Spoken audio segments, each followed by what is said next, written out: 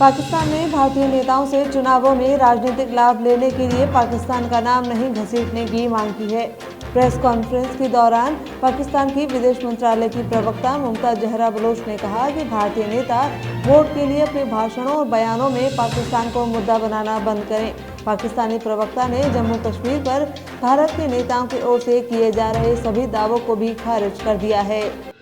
कांग्रेस ने केंद्र सरकार की 2G स्पेक्ट्रम पर सुप्रीम कोर्ट से फैसले में बदलाव की मांग को पाखंड बताया है। कांग्रेस नेता जयराम रमेश ने कहा कि भाजपा के पाखंड की कोई सीमा नहीं है, क्योंकि एक तरफ उसने यूपीए सरकार में हुए 2G स्पेक्ट्रम के सरकारी आवंटन को घोटाला कहा था, वहीं दूसरी तरफ अब नरेंद्र मोदी सरकार नीलामी के बिना स्पेक्ट्रम देने के लिए सुप्रीम कोर्ट से अनुमति मांग रही है।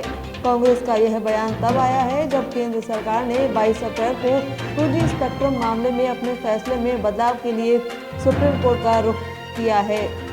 बीजेपी के राष्ट्रीय अध्यक्ष जेपी नड्डा ने कहा कि प्रधानमंत्री नरेंद्र मोदी ने पंजाब के लिए काफी काम किया है। नड्डा ने कहा कि बहुत से लोग यह नहीं जानते, लेकिन पीएम मोदी लंबे समय तक पंजाब के प्रभारी थे।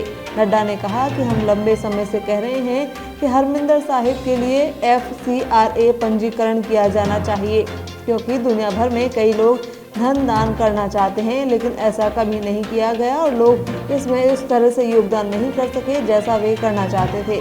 पिछले प्रधानमंत्री सिख समुदाय के लिए वह भी नहीं कर सके जो नरेंद्र मोदी ने किया है, और अब दुनिया भर के लोग हरमिंदर साहिब के लिए दान कर सकते हैं।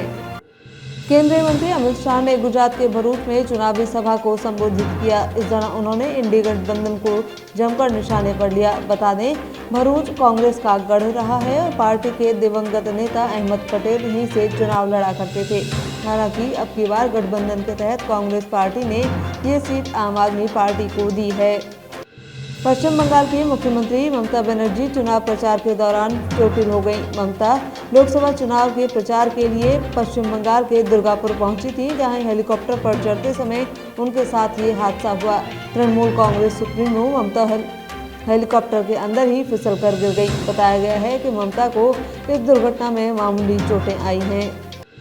असम के बारपेटा में कांग्रेस अध्यक्ष मल्लिकार्जुन खड़गे चुनावी सभा को संबोधित करने पहुंचे। उन्होंने भाजपा पर हमला बोलते हुए कहा कि ये लोग विज्ञापन करते हैं कि पीएम मोदी एकमात्र ऐसे व्यक्ति हैं जो गरीबों की मदद करने के लिए पैदा हुए, लेकिन ऐसे देश में जहां हमें अमेरिका से गेहूं आयात करना पड़ता था, वहां आज लोगों के खाने के लिए पर्याप्त गेहूं, चावल और दालें उत्पादित होती हैं। यह सब कांग्रेस, पंडित जवाहरलाल नेहरू और इंदिरा गांधी की देन है। उन्होंने आगे कहा कि जब देश में सुई भी नहीं बनती थी, तब अगर किसी ने रॉकेट लॉन्च करने की हिम्मत की तो वे इंदिरा गांधी थी। प्रियंका गांधी ने गुजरात के वलसाड में चुनावी सभा में बड़ा बयान दिया। उन्होंने कहा कि जब केंद्र में कांग्रेस की सरकार थी तो मीडिया हर रोज सवाल पूछती थी, तब किसी ने उन्हें रोकने की कोशिश भी नहीं की, लेकिन आज पूरी मीडिया बिकी हुई है। मीडिया को बड़े बड़े अरबपति चला रहे हैं, जिसमें आपको सच्चाई दिखाई नहीं देती। राज्यपाल कलराज मिश्र ने महात्मा गांधी चिकित्सा विज्ञान और टेक्नोलॉजी विश्वविद्यालय में national board of examination in medical science द्वारा आयोजित फैकल्टी डेवलपमेंट प्रोग्राम को संबोधित किया। यहाँ उन्होंने कहा कि चिकित्सा शिक्षा में जो नवीनतम परिवर्तन हो रहे हैं, उनको सम्मिलित करते हुए नई शिक्षा नीति के आलोक में शिक्षण को प्रभावी किया जाए। उन्होंने कहा कि सीखना और सिखाना सतत प्रक्रिया है। ऐसे में कार्यक्रमों के जरिए यह प्रयास किया जाना चाहिए कि शिक्षण विद्यार्थियों को भविष्य की चुनौतियों के लिए तैयार कर सके।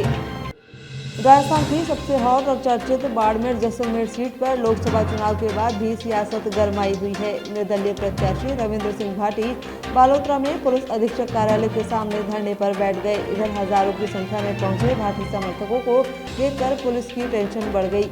सुरक्षा को लेकर जिले भर से अतिरिक्त पुलिस जाब्ता तैनात किया गया है। दरअसल बायतू पुलिस ने कल कई भाटी समर्थकों को गिरफ्तार किया था, जिससे निर्दलीय प्रत्याशी रविंद्र सिंह भाटी सहित उनके समर्थकों में आक्रोश है। नीमराणा थाने में एक अधिवक्ता के साथ थाना प्रभारी सहित हेड मोरियर ने बदसलूकी की और लॉकअप में बंद कर दिया। इसके विरोध में क्षेत्र के वकीलों ने अनिश्चितकालीन कार्य बहिष्कार का निर्णय किया है। वहीं आक्रोशित वकीलों ने एसपी से मुलाकात कर घटना की जानकारी दी। इस पर एसपी ने पीड़ित वकील को न्याय दिलाते हुए दोषियों के खिलाफ उचित कार्रवाई का आश्वासन दिया है।